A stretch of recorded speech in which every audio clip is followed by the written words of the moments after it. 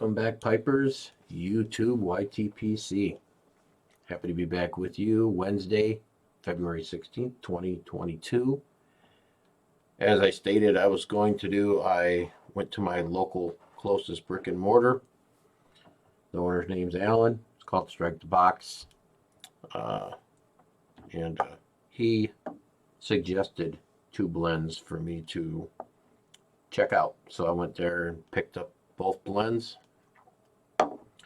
First one is Cult Red Moon, which I smoked on my way to work this morning, and I enjoyed it thoroughly. I've only smoked it once. I'm looking forward to smoking it the rest of the tin. It's by far the best cherry blend I've ever had.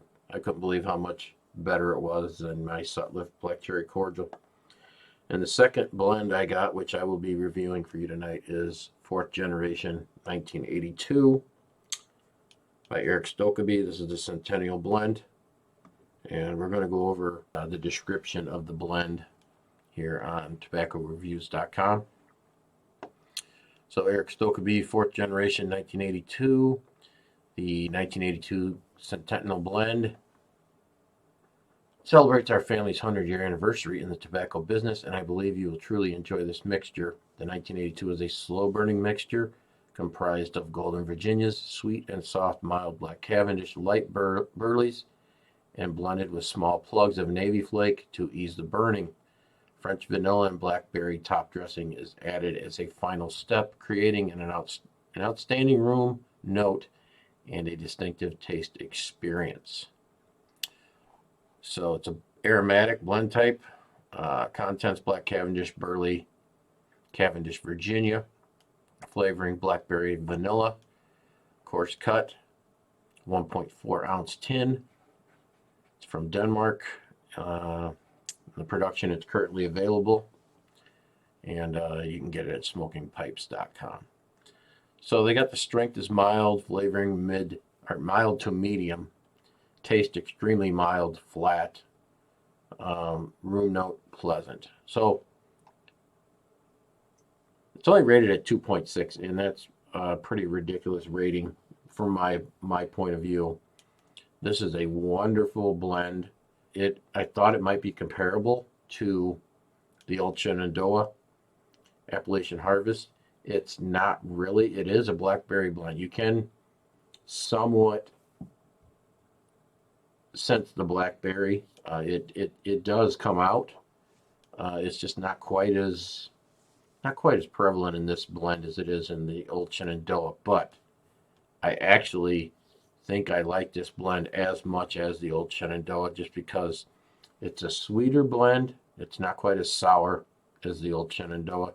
It has a almost brown sugary molasses type of flavor to it, as well as aroma. It's just an amazing smelling room note. Okay, and the tin note is very, very good as well. It's a great smoke. I've smoked probably 5 bowls of this. Absolutely enjoy it. But if you go to pipesandcigars.com, this blend is under $9. So if you enjoy it as much as I do, I suggest you go and you buy up like 3 or 4 tins. You won't regret it. It is, as long as it stays at that price, I can't believe how cheap it is. It's an amazingly good blend. Some of these reviews are quite comical, but I'll find one that is spot on. What an imitable looking blend. There's all sizes of ribbon, blacks, browns, and golds, even 1 or 2 actual flakes. Bizarre. It smells strongly aromatic, and the moisture is smack on. It is. It's not a overly wet tobacco whatsoever. The smoke to me is quite strongly aromatic. The vanilla is subordinate to the blackberry. It can be identified, but struggles to compete with the sharp, slightly acidic, pungent blackberry flavor. He thinks it's stronger than what I do. I don't get quite that much of the blackberry, but it's there. There's also a notable sweetness present. Seems like honey. That's true. To my point of view, I get that. Tobaccos are of a decent weight with one another, giving a smattering of the standard heavy aromatic flavor and plenty of light and fresh quality. The heat can be different from bowl to bowl, that's true. It's dependent on the selection of cuts used to fill with. A cool smoke can easily be obtained by filling the chunkier ribbons and flakes, but if the smaller shag-like cuts are used, the heat can rise. I have had hotter bowls of this and cooler, so he's right. It's different. I've never had that before in a blend. I get absolutely no tongue bite from it. I don't either. Nicotine mild, room note lovely. The nicotine, I'll disagree with a little bit. I am getting somewhat of a nick hit. And I think it depends, like he said, with what you have in the bowl. If you got some of those Virginia flakes in there, I felt quite a nick hit this morning when I smoked it before I went to work. It's not a surprise. He gave it 4 stars. That's what I would give it. I think it's a great blend. Some of these guys are, I don't know, some might just be English and they just hate aromatics altogether. So I'll be doing the review for this today, and tomorrow I will do a review for Colt Red Moon. I'll smoke it again tomorrow. I'll probably smoke it at work so I can have a lot better standing on where I think I am with the blend. So I will load up my pipe and I will see you in a bit. Welcome back, YouTube Pipers. Happy back with you Wednesday, February 16th. So it got up to 52 degrees today. Snow is melting, it's raining. Kind of a dreary day, but I'll take it. So, as I said I was going to go pick up a couple new tobaccos, which I did. Went to my closest brick and mortar, Strike the Box. It's pretty nearby. I picked up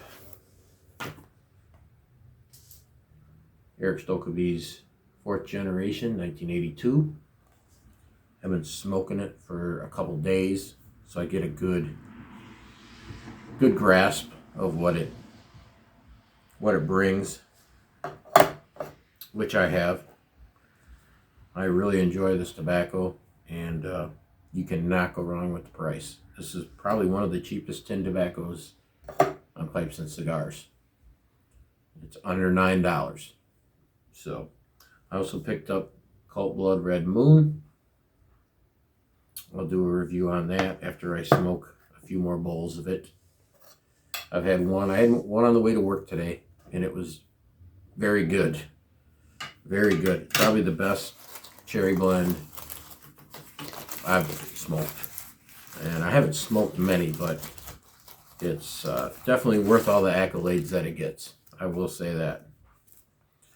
This 4th Generation, as you can see, it's not real wet by any stretch.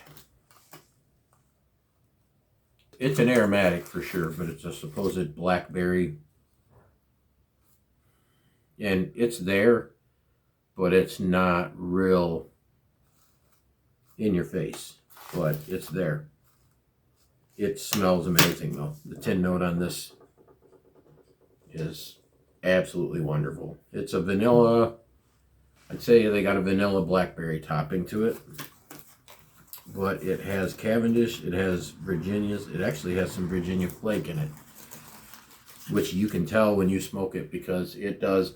The reviews say that there's a low nicotine, but this punches me in the face pretty good, the nicotine. I can feel it, and I think it's because of the Virginia flakes. Burns rather quickly because it's not overly wet, so it doesn't leave a mess in your pipe. So it's got a lot of positives, not a whole lot of negatives. Read some reviews on tobacco reviews. There's a few people. The one guy that left a negative review, he went to buy, and he thought he was buying an English 4th Generation, and he ended up getting the wrong stuff. So he ended up just completely bashing it in a review because he bought the wrong shit. Well, okay, that doesn't really make sense to me if you're reviewing a tobacco that you already knew you were going to hate. So if you're a Latakia smoker, you know, you like your Virginia, straight Virginia blends. This is an aromatic, plain and simple. I mean, all the way through. If you like topping, you like that sort of thing, you're going to enjoy this. To be quite honest with you, I'll rank this right up with my creme brulee, Captain Black. It's a really good aromatic. It smells wonderful out of the tin. Wonderful room note. Sweet flavor. It's just everything you want in an aromatic. The description is a little difficult, I would say. I'm going to be smoking it in my little Rossi Naughty. I love this pipe. Everyone knows that. We'll light it up.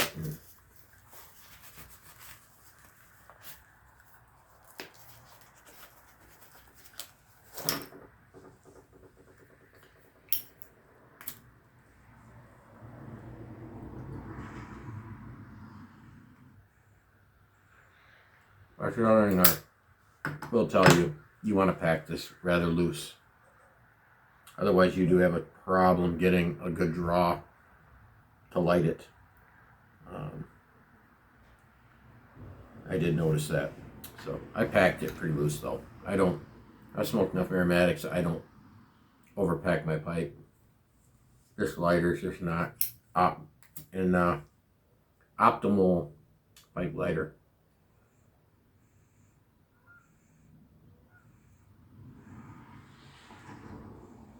There you go. So, as always, good.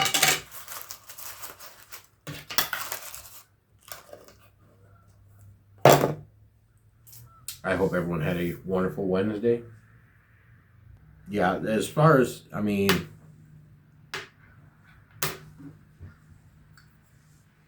I'm going to try to find something to compare the flavor of this tobacco to you. It's kind of difficult. It doesn't taste like any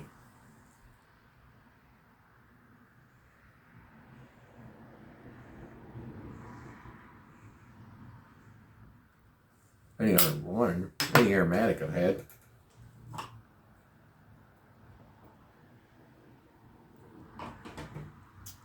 There's definitely blackberry there the entire time. But it is very, very hard to pick it up. You kind of got to reach for it to get it, but it's there.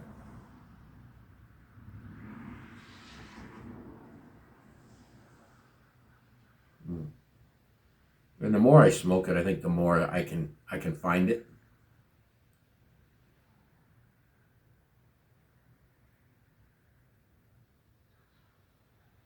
And I'm still pretty early in my reviewing tobacco's journey, but this one I would have to, as I gain more experience with it, I would have to say I would be a year from now after I review maybe 50 more tobaccos or whatever, I'm still going to be hard pressed to find a better room note than what this stuff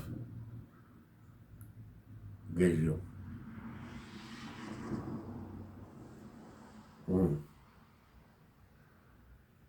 It is absolutely wonderful. You won't be disappointed.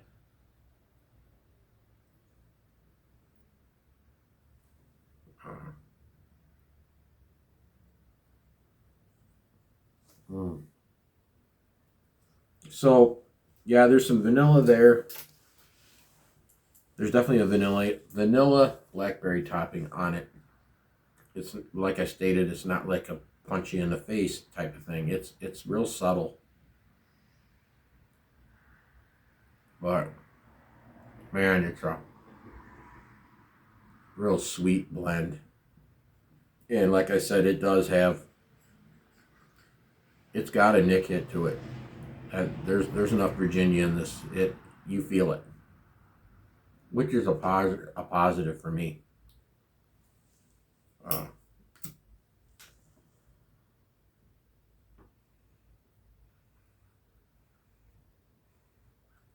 But the negative, it'll bite you.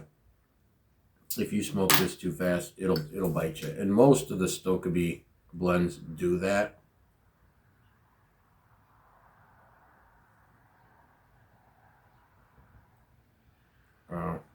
Probably the most unenjoyable blend I ever smoked was Peter Stokkebye's, what is it, 920 Nougat, 92, whatever that is. Someone told me that is a good match for Drew Estates, and there's no way. It doesn't look anything like Drew Estates. It burned hot. I never had a pipe so hot as my pipe when I was smoking that blend, and it bit me hard. I think I threw that away. I smoked it 3 or 4 times. I threw it away. So I'm wondering if many of the Stokkebye blends, whether it's Peter Stokkebye or Eric Stokkebye, they tend to burn a little hot. This doesn't burn near as hot as what that did, but you need to take your time with it, without a doubt. Get it burning and take your time, and you'll enjoy it.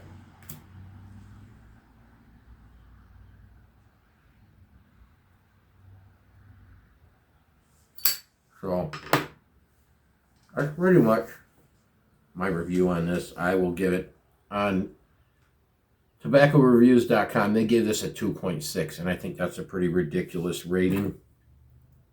It's much better than that. I don't know how they do their scale, how they figure out their ratings on there.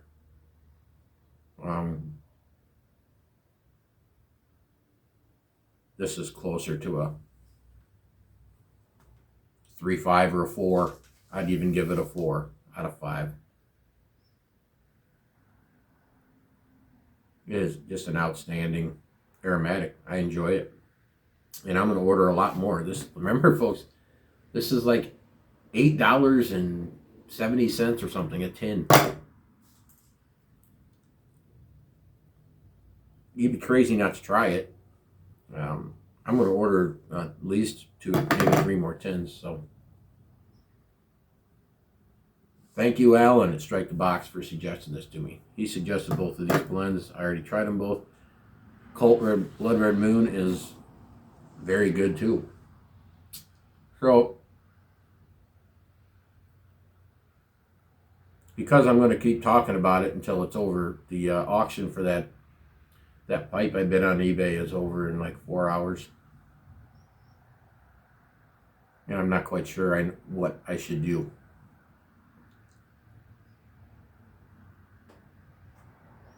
By that I mean, right now I am not the highest bidder. I believe it is at $96. Granted, I was told by someone who owns one, they paid around $100 for the pipe.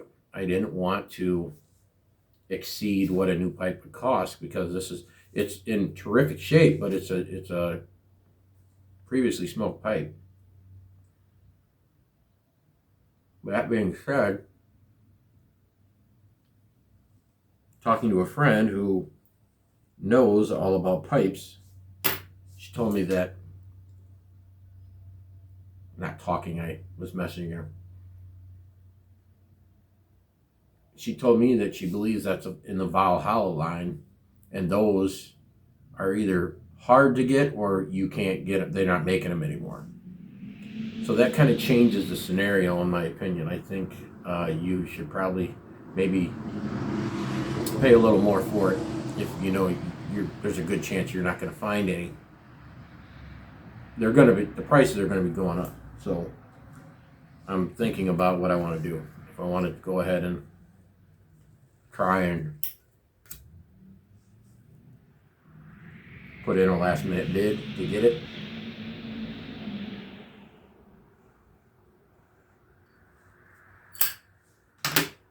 How high do I want to go? I don't know, but I'm thinking about it. It's a beautiful bulldog, man. Fell in love with that thing. So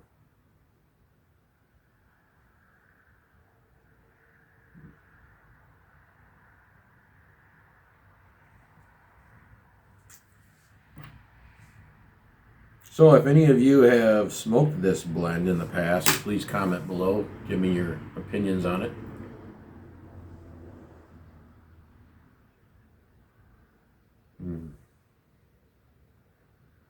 I can't get over how just flavorful it is.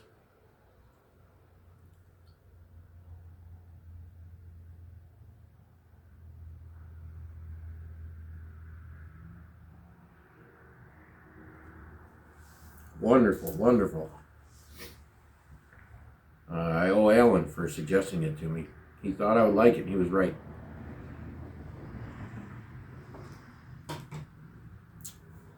By the way, I keep telling you about this Sprecher root beer. It's actually made with Wisconsin honey, which is I find kind of cool too. It's really good. My last bottle.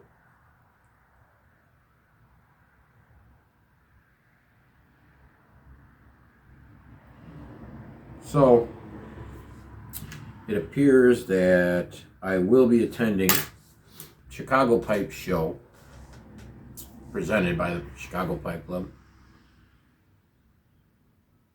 I believe it's May 26th, 27th. It's Memorial Day weekend, Saturday and Sunday.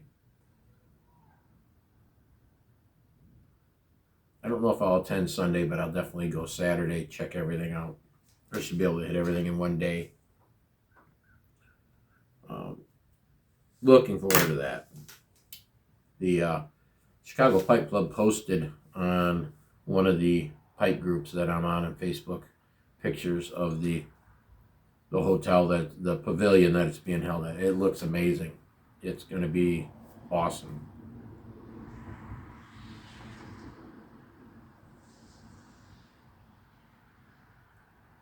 They decided to go ahead with it this year. I guess we're all safe from the plague now. At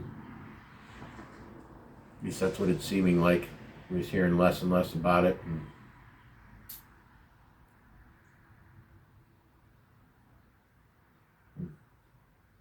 Thank God. Only took 2 years. Yeah, I hope everyone enjoys this review, and I hope they try this blend. It's in some of the reviews, like I said, the one guy who gave the negative review, he sounded really pissed because he went and he wanted. They have English blends of 4th generation, and they have a couple aromatics and I think a couple of English blends. They might have a vapor, and he thought he was buying the English blend. He says it was labeled wrong. I don't know. I think he maybe just bought the wrong fucking tin. Well, who knows? That just goes to just more examples right there, just how different some of these.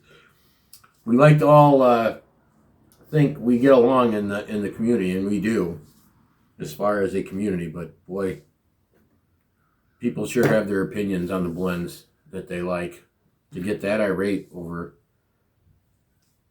buying a wrong, ended up with an aromatic blend instead of an English. I just don't think the world's ending there. It didn't stop him from leaving a real nasty review. Definitely try it, folks. 4th generation, 1982. I don't think you'll regret it if you enjoy aromatics. It is great.